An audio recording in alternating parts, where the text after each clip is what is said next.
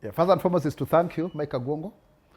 We just did our awarding ceremony, and we looked at all our staff who has been doing what, and we were awarded them. We also awarded the best ministries, departments, and agencies. The best ministry in terms of communication is National Treasury, John Badi. And since John Badi came, we have had a good time, because when it was the previous minister, Njuguna Ndongo, he was too academic. We couldn't understand him. Sometimes he was speaking as if he was speaking to a class of economists. He was more theoretical. But for John Badi, he has mixed politics into it, and it has worked very well. You know, it worked very well. He's been able to break down information, so give it to him. The second best ministry is a Ministry of Health, Aden Duale. They've really tried to work out things amidst very difficult circumstances, so give it to them. And then the third one is Ministry of Agriculture. Really they are trying to communicate, because we monitor here. We've been monitoring. When it comes to the state departments, the best state department is a State Department for Internal Security. Raymond Omolo is doing a very good job in terms of communicating. Followed by the State Department for Housing, PS Hinga, they are doing a very good job, affordable housing. And coming closely, State Department for Public Health, Mary Mudhoni, and also the State Department for Diaspora Affairs, Rosalind Jogu. Those ones, they stand out. In my tenure as a government spokesman, they need to be given their accolades. When it comes to agencies, the best communicator is KENHA, Kenya National Highways Authority. Very, very good, and also followed closely by Kenya Ports Authority. When it comes to the Constitutional Commission and independent offices, we have the National Gender and Equality Commission standing out very clearly. So we encourage the ministries, departments, and agencies to really do proper government public communication and tell the government story, because it's very, very important that we also see the best that there are. So congratulations. But then again, when it comes to our media partners, who has been the best in TV coverage? Mike Kagwongo. Congratulations, TV47. You really covered us very well, and this is earned. It's not solicited. It is earned. Thank you, TV47. You're doing a good job in terms of helping to tell the government story. I know you're working very closely with Farida Karonei. So we are happy. TV47 has done very well in covering that. When it comes to newspaper, Perpetual Etienne from the Star newspaper. The Star also is doing a very good job in covering government. Really, really good. And so we congratulate them. When it comes to radio, Ronnie Reagan of Imo Radio. Very good work, Imo Radio, Ronnie Reagan. And so we've seen how we've gotten very good coverage. We also want to mention KBC. KBC because we did the first government podcast, Semana Spokesbonga Nagava. So Diana, and also Ben Kamuti, of course Agnes Kaleche, and also Graham Kirwa, editor. We need to mention those in special, and many others that we've worked there with Akina Aseka, digital. So we can see the support that we've really gotten from across. Research conducted by Office of the Yes. So we've been doing this. We do research every day. Every day at 7 a.m. we do our research. Then on Friday we sit for 4 hours. We've been sitting for 4 hours from 8 to 12. Then we are able to see what the whole government is doing. So I have been able to establish very strong structures. When I picked up this office of the government spokesperson, I was it was a one-man show. People just think it's Mwaura with his podium there speaking. Then of course I happened to be the first spokes with 2 deputies. So I assigned one to be in charge of new media, the other one in charge of mainstream media, because these are the 2 channels of communication. And because we are moving from mainstream media or mass media to targeted media, so you need to have both. They're like two legs of the same body.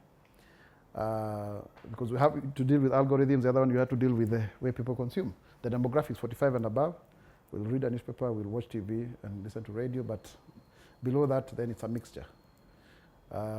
So yeah, we have been able to build, and I'm very happy under my tenure.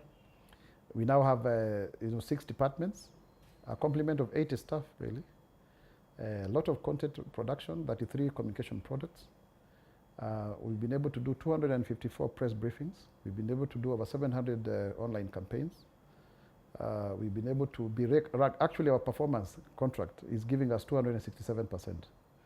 So we've done a very good job. Now we used to have only half an office at the 23rd floor of KICC, but we've been able to have the whole of that floor.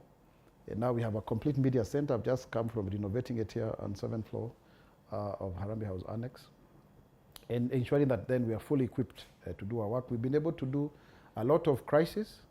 El Nino crisis was the first one. We've been able to do the Embakasi fire inferno and the Russia, fire victims. So quite a number of those. We've been able to do them, accordingly. And so we really thank God that we've been able to do so. What has been your most challenging moment for those years you've been? Yes, the Gen Z protests of 2024. I sat in, I joined Crazy Nairobi, Crazy Nairobi X-Space. And I sat there for almost 5 hours. I realized this was not about the finance bill. It was about a coup. It was basically a coup. Literally, it was a coup. It was really, it had morphed into, trying to have a change of government. That was very serious. I think Kenyans will remember the press briefing that I did at night, that same day. It was on a Saturday. And then, of course, on Tuesday is when they almost wanted to overrun the government. But we thank God that we survived. But that was very, very difficult moment. We had to be very creative. We had to make sure we come up with organic content and all of that. And, I was building the office as I was operating it. Actually, that was the turning point for this government. Since its inception in 2022, people believed in it so much. And everywhere it was positively received. But when it got into office, until 2024 June, that was the turning point. The president before then said he had a challenge in terms of communication. Where really went wrong in terms of communication since you were there? First and foremost, remember this office, I started it out with my 2 cameras, 2 of them. The former spokesperson just gave me some 2 little documents.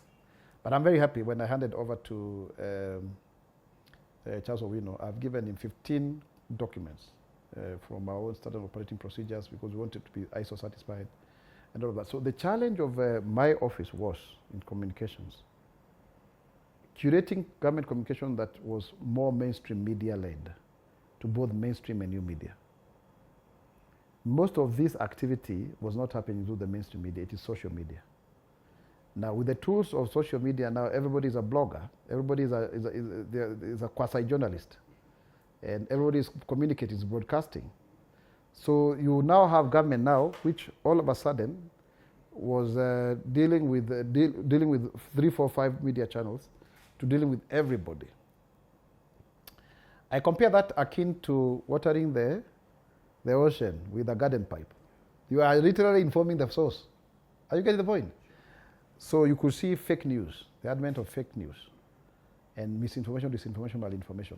Biggest challenge of our time, because most of the content against the finance bill were basically fake news. By the time now you come to realize people have believed it. For you as a rational man like you don't think some of these things people would consume, but they do, and they believe them. So that is why you need to quickly, get into it and this. But even before you know that, even today, I can still see some fake news that came out some times back. It's still circulating. Some people believe, and some people, people are becoming, peddlers of lies and rumor mongering. That is the biggest problem. Because you see now, with the mainstream media, you could control through legislation, ownership, censorship, and courts. But social media, it's still not under the ambit of the law. So the problem of communication, Mike, is beyond government. Because you saw Elon Musk saying that they are the real media. Did you see that? Yeah. Even revenue is now moving away to those social media apps, meta groups, and whatever. So that is a problem. And there's also the issue of psychological operations, PSYOPs. Remember the case of Cambridge Analytica and all of that. It is the algorithmic fragmentation and the colonization of the borderless. So it's a much greater problem than just being government. It's beyond government. It's actually beyond Kenya. It's a global phenomenon because of the shift, the disruption that has come with social media. I'm sure even you in the mainstream media, by the time people are watching news in the evening, they already know everything. So what are we reporting? So yeah, so that is it. And so then, how have I then been able to do it? So the government spokesman used to be like a primary communicator of what government has done.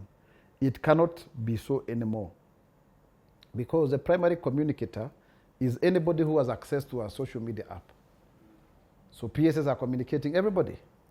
So then, what then do? You become an aggregator of government communication. So you collect, let me explain that. You collect the information, you collect, and then now you amplify. You amplify. How do you amplify? By stating the government position, by defending the government position, because you'll be put on the defense many times, or explaining or clarifying. State, defend, and clarify. Those are the three roles. The general roles is to amplify. And then before you amplify, you must verify.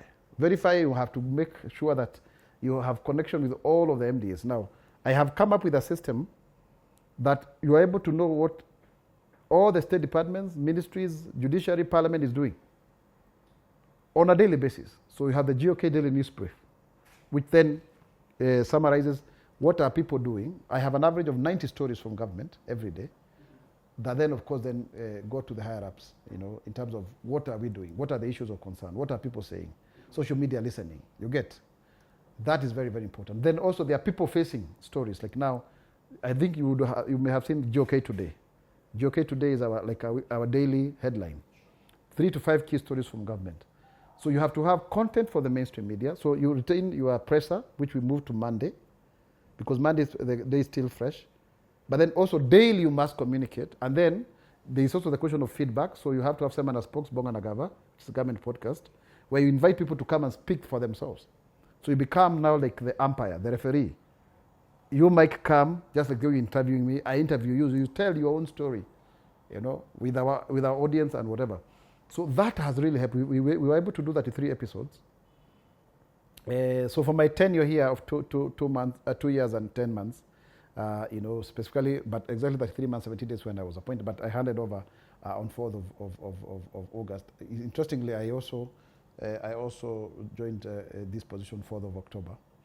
So then we have been able to do quite a bit, that I can tell you, that I am extremely proud of in terms of changing that. It has not come to full fruition, because now you cannot ignore in this era bloggers. These were your yesteryear newspaper vendors. Yes, they have to distribute your own content. So then how do you have targeted communication? When increasingly people are watching, less and less people are watching TV, less and less people are listening to the radio. For the first time, from the data from the Media Council and CAK, it's showing that people are now going to social media. 97% now of us are receiving news using the phone. You get the point? So that is how communication has really changed. When everything has become content creation. So you go to create your own content. And then the demographics are it's increasingly younger. So my team, over 50% are Gen Zs actually. We have people as young as 19 to as old as, I think, the oldest is 58. Can you imagine how dealing with that generational issue? So you find people who tell you, kama sijakuona kwa TV, it's Tv47 jioni, haujafanya kitu. Na kuna mle anakuambia, sisomange newspaper. You get it? So that is now what I would want to imagine is a challenge of communication. How do you make sure that you do not select certain channels of communication, that you are present in all of them so that you're able to meet? Because people now are getting news using preference. It's what you prefer. Then the algorithms gives you what you have subscribed to or ascribed to. So that then, of course, the more you are united, the more we are fragmented. You get the point? Yeah. So and then differentiating between fake and true. For the purpose of clarity, yes. Taking you back to 2024, Mm-hmm. you mentioned that your work is to state, Yes, yes. Do you think, for future purpose, that it took you too long to defend before you clarified the finance bill of 2024? Because there was a lot of misinformation, fake news, and until date you still believe that whatever was in 2024 finance bill was good for Kenyans, right? Did your office or communication department in terms of Kenya Kwanza government, did you take too long to defend whatever was there? No. I think the issue was that we were still building a... No, remember, I am the fifth government spokesperson. Okay? There has been a fourth, a third, a second, a first. So the first government spokesperson was located within the presidency. The second also, he only lasted 9 months. The third transitioned from the presidency to the Ministry of ICT. The fourth had been appointed, but he had already handed over and went to become the chief of staff of Sierra County government. By the time I took over, there was no spokesperson. And please remember, I took over in October of 2023. So the Kenya Kwanza administration did not have a spokesperson, government spokesperson, or spokesman. I prefer spokesman myself because I'm a man. Gender issues, yes, gender. Between 2022 and 2023, October. Then when I now come to this office, I started with my 2 cameras. No camera, no vehicles, no nothing. I am starting from scratch. So you are flying the plane as you build it. Are we together? If you realize post-2024, communication has really changed in terms of even how we are doing as government. We have adapted. When we did a government roadshow, you find many ministries did not even have communication officers. Even the National Treasury had only 1 person. Then they did not even have equipment, no budget. You get the point? You are as good as your system. The way you say you are as good as your team, that is exactly it.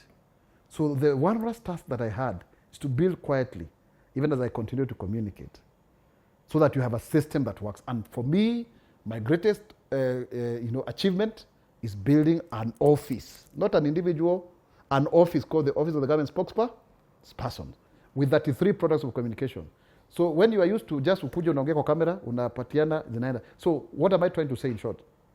By the time we got this issue of whatever finance bill, yes, there was of course that challenge of ensuring that we are not monitored properly what was happening in the social media and the risk that was involved. Remember, we are also still winning off from the honeymoon of having been elected and settling, as you said rightly. So, but then since that time, I think we've taken up very serious measures, and we've been able to adapt to how. But many of these communication innovations that you are seeing, we are the ones who started them. Here. So we had actually to innovate ways in which to communicate to the public that was unprecedented, other than the way it used to be done before. What would you get from government before? A press conference and a statement. That's all. Today we have to do with you infographics. We have to do with you reels. We have to do with you, all those things that we are doing there. Gaba quotes, whatever, so that we are able to reach the people how they are able to consume news. So that was a challenge. That was a challenge of 2024. Yeah. So government could have done more to engage young people? Definitely, yes, at that point in time. And also, something that I need to say, every time there are budget cuts, usually communication gets affected. So how do you then communicate when the budgets are reduced? You get the point. So communication is expensive. It requires resources. And I really want to recommend that there be proper allocation of resources when it comes to communications. You can't just do it. Sometimes people think like because you've appeared in front of a camera and you've spoken, it's very easy. If you can just tweet on your wall. No, it's much more. It's much more complex. And for that reason, therefore, for government comms to be proper, you need superior systems. You need superior content, because people are no longer looking at what you are saying, but the content and how it's packaged. And then superior distribution. Superior distribution, because now you can't just rely on the traditional eyeballs. You can't, all of that. So you need that is a system. So by the time I am leaving this office, I had come up with a vision. It's called IO squared, institutionalization, automation, outreach, impact. I/O squared. Institutionalization, automation, outreach, impact. Very good way of running things. So that then we have proper systems, we have proper, the repetitive tasks need to be automated so that then people are able to move, and then the appreciation of AI in terms of communication, because AI is largely communication, by remaining authentic as government. Timely. If you are too quick, you run the risk of doing mistakes, typos and what have you. You know how it works even for yourselves. If you are too slow, you become irrelevant. So how do you make sure you get it right at the right time without necessarily also missing it out? So it's a very tough balancing act. This job is very stressful. I've been working 18 hours a day, sometimes leaving the office at 3 a.m. Yeah, then I'm telling you, because you see it's 24 hours. You have to, what's happening? If there's a crisis, what is the position of government? Then people have expectations. Somebody thinks you should do everybody thinks, has an opinion on how you're supposed to be working. So if today somebody thinks you should be issuing 3 press conferences in a week, another one is daily, when you start doing, I think you have seen our GOK 1-minute video, So some people think like you should be communicating through and through. At the same time also you can't just go and speak, you cannot just go speak unscripted like a politician, because it's not your own opinion. You are representing the government, so it's not about Isaac Mwaura and what he thinks. Very tough, because you can imagine the government is a behemoth. It's big, it has many hands. It's like an octopus. So you are the mouth. So getting to know all of this, sometimes people don't want to share information from within government. They want to keep it to themselves. But yet you are supposed to have a holding statement. You're supposed to communicate and all of that. So I think it's a very dynamic field. On that note, on the benefit of hindsight, if you were to redesign government communications strategy from 2022, what would you do differently to maintain public and public confidence? I think the whole issue of getting trust depends on believability. Yeah, believability. But has the government done a lot? Yes. There is an interface. We need to engage more constructively with the media. But I also want to ask the media to be more patriotic, man. Let us not just go for stories because they are making headlines. The challenge there is that there is a lot that is positive, but it never gets to be covered because it's not as sensational. If you have a member of parliament abusing people and saying you should not be, certain people who support a certain orientation should not be seen in certain regions of the country, that becomes news. But when I come and tell you that now we have a new framework for national qualification for those who want to be accredited, to have the same levels of equivalence to go and work abroad, that's not news. It sounds good, but it doesn't hit the headlines. That's a challenge. Because news is essentially a man biting a dog. Because when a dog bites a man, it's no story. So development news, government news is a challenge. However, we have come to discover, and this is our own onerous thing, that the genius of government communication is a creative repetition of the script. So you have to have a script, but it has to be creatively repeated, right? Same message, narrative. We've been producing weekly narratives to have government speak with one voice, because you can't say one person speaks for government. You have government voices, not one, but several government voices. But then there's also a dichotomy between government communication and political communication. Now, political communication is the mother of all communication. It speaks to the soul of the nation. Now, you cannot be, sometimes you find people speaking anything in the rallies there. It affects government because they are ministers, they are MPs from the ruling party or coalition. Then government communication is how do we deliver services to the people, goods and services, public good. How do you deliver public goods, and how do you communicate the very delivery? Okay, so SHA, the release of monies for those who did the KCSE marking, for example, the affordable housing, how do you get access to it, fertilizer. So you see those two, and then the nexus therein. So on one hand, government communication, but also, vis-a-vis now, the promises that we made, the better plan, which we've done quite well in achieving. I mean, we're just about to recruit about over 16,000 teachers, to fulfill the 116,000 we promised. We've done extremely well. But then now the believability and also what every other person is communicating. So you don't have, you see, this is what, when you're in the position of government spokesperson, we may not have the monopoly of communication, but you have the legitimacy to speak for government. So at least people come to you and say, what you speak is the government. It's not your own personal opinion. But you don't have the monopoly of communication. Before, there was some kind of monopoly. And if you go back to the times of KBC, then you would say there's oligopoly. Okay? There's like a communication oligarchy. But now it's fragmented to the point that you have bots. You have people who are not people. Like they are there, but they are tweeting. And we have click farms, in certain jurisdictions. So then, controlling narratives. So we have a battle of narratives. So, but before you could control the narrative, but now it's battle of narratives.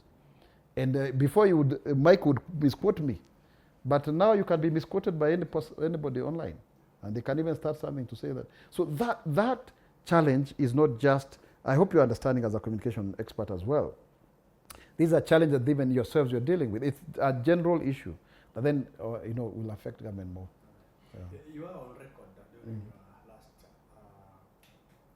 presser saying that sometimes government gives stories a jab, at least to cool the situations.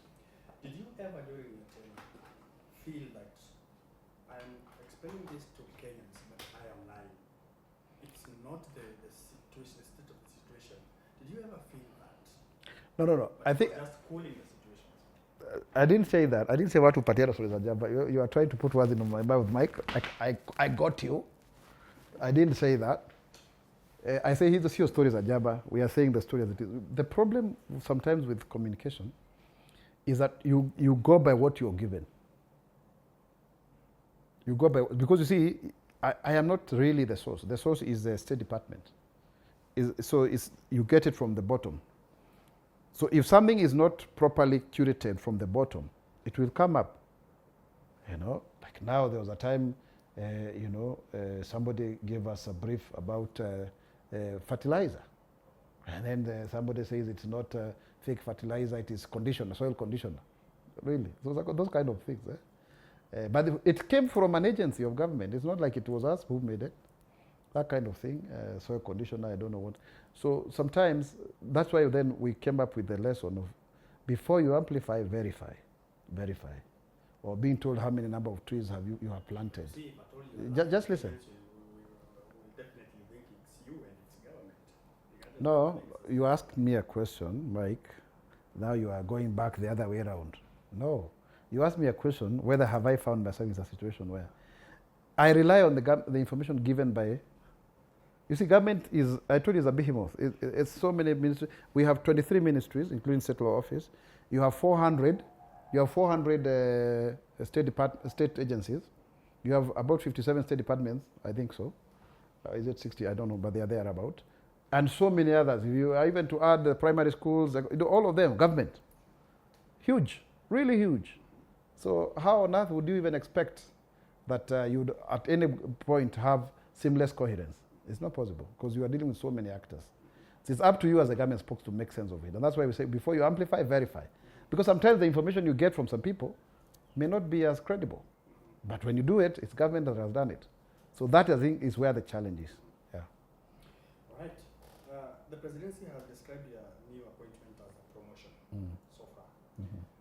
But some observers, of course, see it as a move to maybe you've been removed from the most vocal point as a spokesperson, including political, to lower office. What do you think about that? The government spokesman position is very demanding. It's a very stressful job. And a lot of times, it's very heavy on your shoulders, to be very honest. I was discussing with a former police spokesperson, and she was telling me that this job should not be done by somebody more than 2 years. And I think for me personally, I concur. Yeah. So I have done my bit. And I'm very glad to let go the responsibilities of government spokes because they are very demanding. Can you imagine? I'm telling you, it's a 24-hour job. It's very stressful. I work 18 hours a day. And when you do all of those, you still find people who don't appreciate. You get it? And in these senior government positions at the top, really, that's what they are. Really, it's up to you to make or break. But with the help of God, we've been able to do our bit. We move on to new assignments. You cannot say that about appointments. Appointments depend on the appointing authority. Kwa mapenzi ya Mungu, I've been able to serve as the 5th government spokesperson. I moved to new assignments. By the way, for your information, I have a pioneering spirit. I have many fasts. So I've started many things. So even the government spokesperson's office, I'm the one who have restarted it and even expanded it within the presidency. It has never been this big. Even from the time it was established, this office has never been this big. That office had only 7 staff officially. And you see, I've left it with 80. 6 departments. I am a builder. So this is a new office. It is higher. The government spokesman is at the PS level. Maybe it's good for Kenyans to understand. It's a PS level. So it's a new office. It is higher. And we have to build it also. And I'm very good at that. You see, let me just count for you so that you understand what I mean by a pioneer. I was amongst the first legislators to represent people with disabilities in the National Assembly. Actually, the first with albinism, if you want me to go that direction. Same again with the Senate. I started the Kenya Disability Parliamentary Association. I'm also among the people who founded the National Council for Persons with Disabilities. You will be surprised to know that I'm the one who did the 0 draft of the Kenya Kwanza Manifesto. It was my brainchild. Now, I have started the government spokesperson's office afresh and expanded it. I'm a builder. I'm a pioneer. I'm a trailblazer. You get the point? That is who I am. There are people who are founders. So I have a foundational model. Even starting the Albinism Society of Kenya, Short Stature Society of Kenya, Intersex Person Society of Kenya, Turkana Disability Network. I have started so many things, sometimes I even don't remember them. Okay? So maybe the founder. And when the Lord, because I'm a born-again Christian, found it fit I start institution within the presidency, I consider myself extremely privileged to have founded two institutions within the presidency. Where unaniona namna gani? You're the one Yes. who started 7 as box. Ponga na Gava, yes. Bonga. Yes. That means you've been so influential in terms of this kind of communication. Mm. Do you personally consider this role as a promotion in terms of responsibility and influence? The people that you touch, and there are seasons in life. I have been in the legislature, right? And I've done quite a bit in the legislature, and I founded things there. This is my time in the executive and within the presidency. So let me finish my role in this. It's a season in life. So an office is how you make it.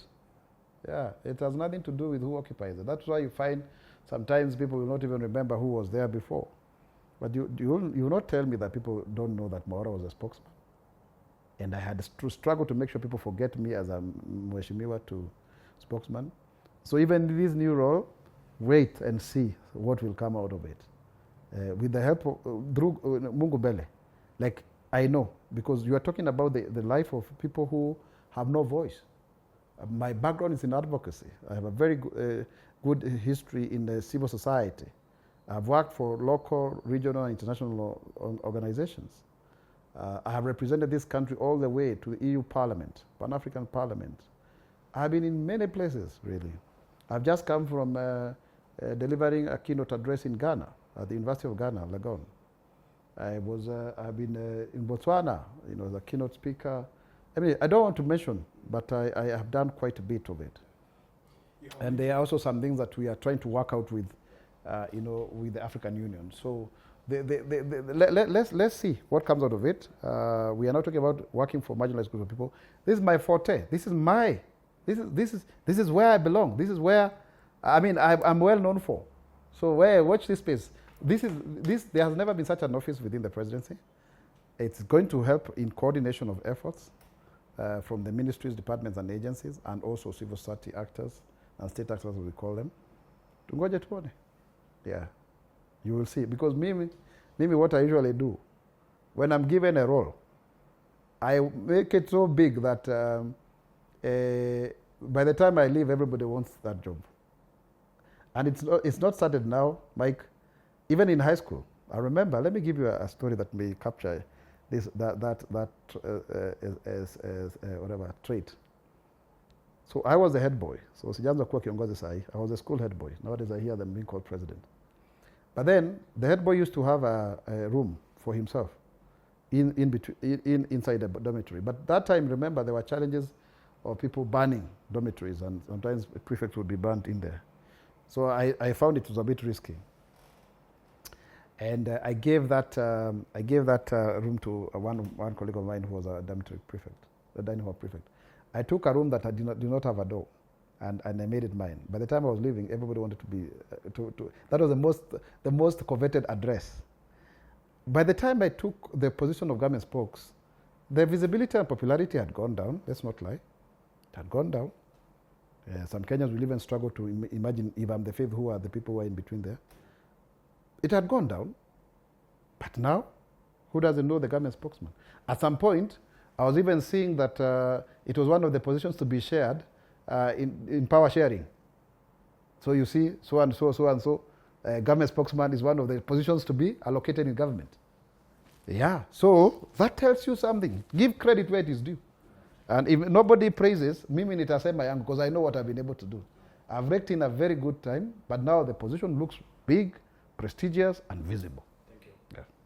In your parting shot, yes. the president identified any, say, gaps within inclusivity of people with disability in his government that you're going to fill? And what how different are you going to do? I don't preempt engagement with stakeholders. We shall have a breakfast meeting very soon with stakeholders.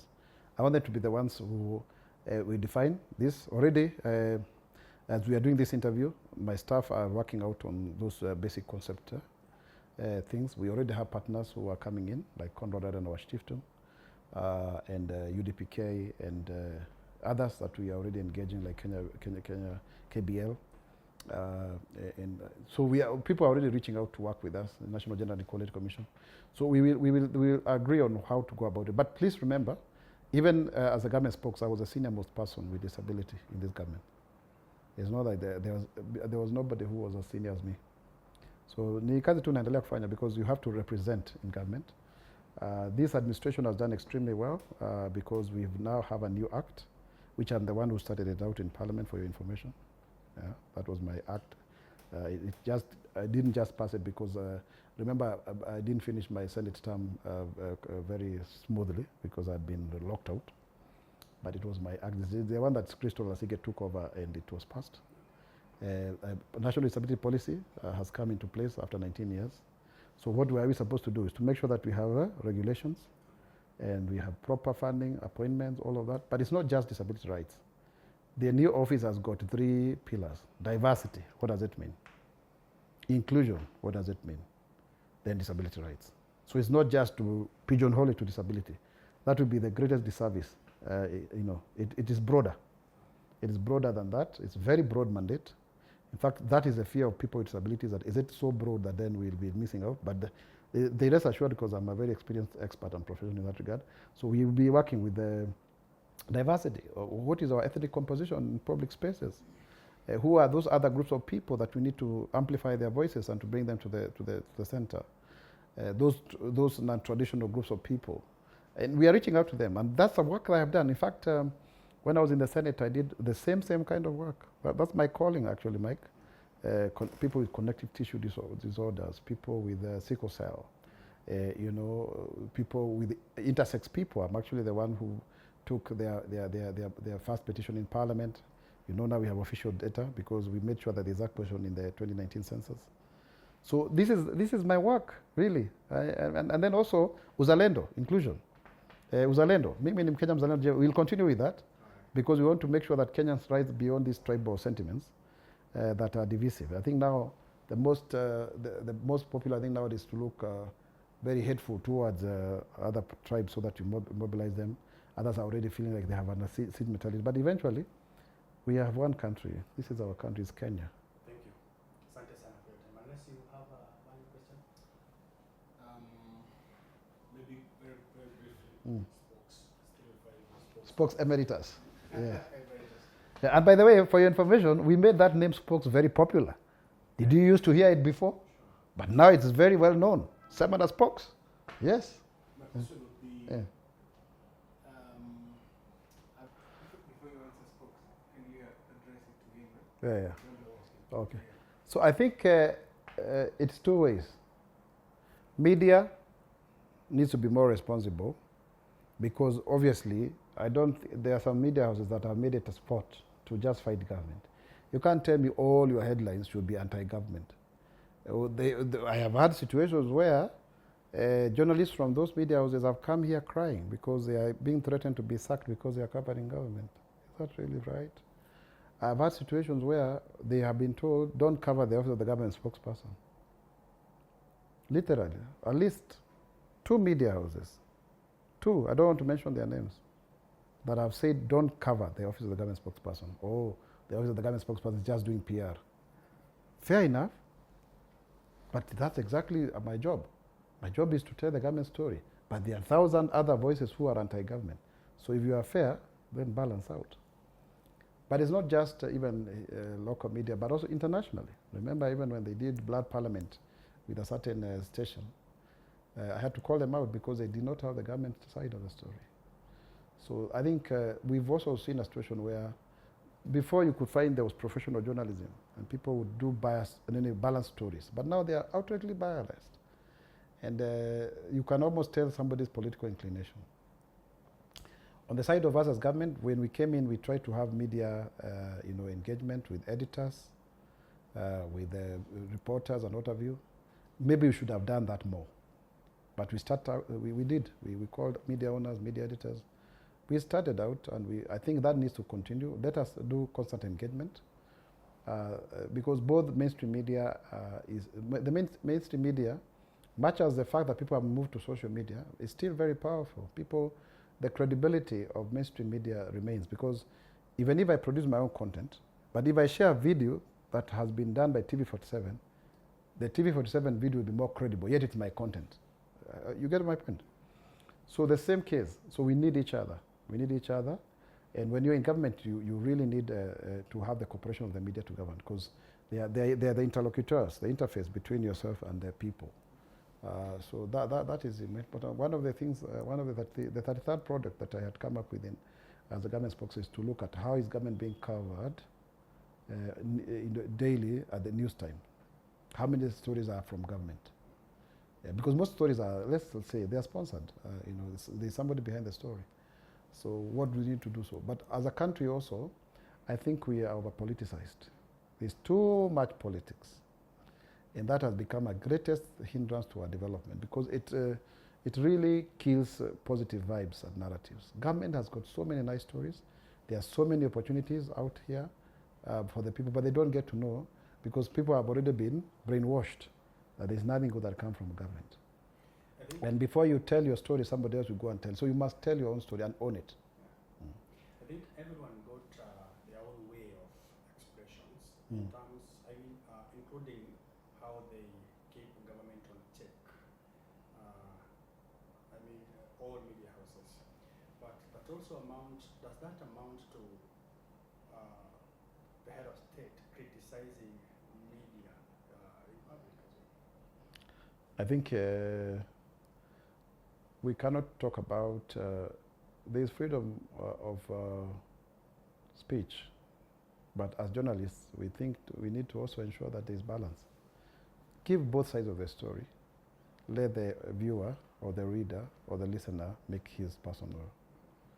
But sometimes you go to media houses and the host becomes a fellow panelist. I mean, sasa hiyo ni namna gani? So I think we cannot say anything about that. Yeah. There is you also agree with me. The journalistic standards have gone down. They used to be better. I remember people like British Marshall. They would host you and they would be very balanced. You wouldn't even tell what political inclinations they are in. But today, the moment you are there, you can even tell somebody whether they are supporting opposition or government. It should be, let the listener, let the viewer decide, not you, Mwaura, trying to impose your personal opinions on the audience. Because that's what happened. That's what made Rwanda to be. And by the way, let me say this. We need to find a way of dealing with hatred in social media. It's getting out of hand. And if I don't use my platform and my voice to say it, I'll have done a disservice to this country. There's a challenge with our social media because anything goes. Anything goes, and anybody has an access to say anything. No. There's a way in which we need to have control over this. We may not like it. Even the use of social media for our kids. You see other jurisdictions have limited it to 16 years of age. There's a reason why, because of addiction, cyberbullying, and even doom scrolling and wastage, and even affecting our productivity. So people are just online, but spewing hatred. If you have problems in your family or wherever, you just come and share it as expert opinion. Nobody regulates that. So, in TikTok, you find somebody there becoming a relationship expert out of their own limited knowledge of things. So I think there's a challenge. It's a global phenomenon, but it also needs to be, how have others done to ensure that we reduce this toxicity that we are seeing? Because it's affecting people psychologically, and also it is distorting good intentions of government and even other people. It's very easy to be scandalized, and before you know it, people may have been taken, law. They have taken action. Thank you. Thank you. Actually, you answered the question I wanted to ask about regulation of social media. Finally, do you have any ambitions for next year? No. For the government spokes emeritus, I have a new assignment. People are fighting to join government, are they? But I'm government. I'm in government. So how do you ask me about that question, sir? And yet I have a responsibility to build a new office for the marginalized groups of people, diversity, inclusion, and disability rights. The same way I was able to pioneer things in Parliament, in the legislature, let me first do this in the executive. But the constant thing is, 2-term, I am supporting fully the re-election of President William Ruto. I believe he's the most consequential leader of our times. I have journeyed with him since 2006. We were with him in ODM. I was a deputy party leader. Really, we crafted this manifesto as part of that team, as I said. So I wrote the first zero draft and presented it at the Mara on 2nd of May 2021. Then I handed it over to Akina David Day. The rest is history. So he's a man who I have really labored with, and who I'd really request Kenyans to give him a second chance, so that he finishes what he does, and then we move forward to the next agenda. And by the way, I hear people saying Agenda 2060, very well and good, maybe that's the agenda, but please let's remember Kenya will be 100 years at 2063. We are now 63 years old. At 100 years, where will Kenya be in the next 37 years?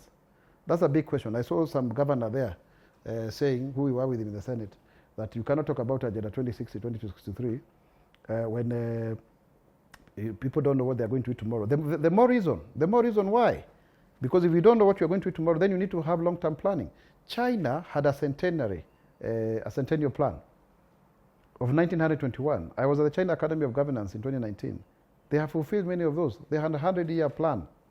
So when you talk about having a 37-year plan, so that when Kenya at 100, we shall be able to be speaking something different, what are we saying? In this era, let me put it very clearly. We had a 27-year vision called the Kenya Vision 2030. It's shy of 4 years to be complete. We wanted to be a middle-income economy. We had projected to grow our economy by 10%. On average, we've grown the economy by 5%. Have we moved to the middle-income bracket? Yes, albeit at the lower middle income. So we have moved from least developed country to lower middle-income country, LMIC. What we want to do is to move to high developed country. Is it possible? Yes. Look at the face of Nairobi. It's slowly changing. Slowly changing. Our GDP per capita has improved. So if we just, the only year that we were able to get the highest growth was in 2007, 7.1%. But you can also see the degeneration afterwards. We've taken very painful decisions as a government, but they are going to be beneficial in the long term. They are yet to be fully mature for people to appreciate them. But I can tell you we're in the right trajectory. So yes, we need that Vision 100. We need it. We need it. Agenda 2063, Kenya at 100, we need it. And let's move forward together.